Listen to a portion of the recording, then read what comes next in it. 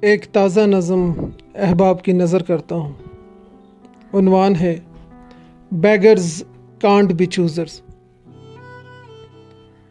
سرے تسلیم خم ہو کر میں دست بستہ کھڑا دربار عالی میں، خطا کے بوجھ سے نظریں اٹھانے سے گریزاں ہوں۔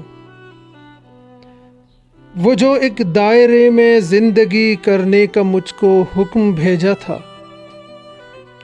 میرے آبا نے جس کی پیروی میں کشٹ کھینچے تھے، میری نسلوں کو سب مسند نشینوں نے جسے ازبر کرایا تھا،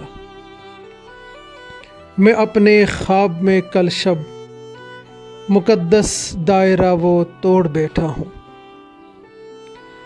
بصورت ایک مجرم اب اسی گستاخ لمحے سے جڑا اپنا ملال خواب لے کر در پہ حاضر ہوں۔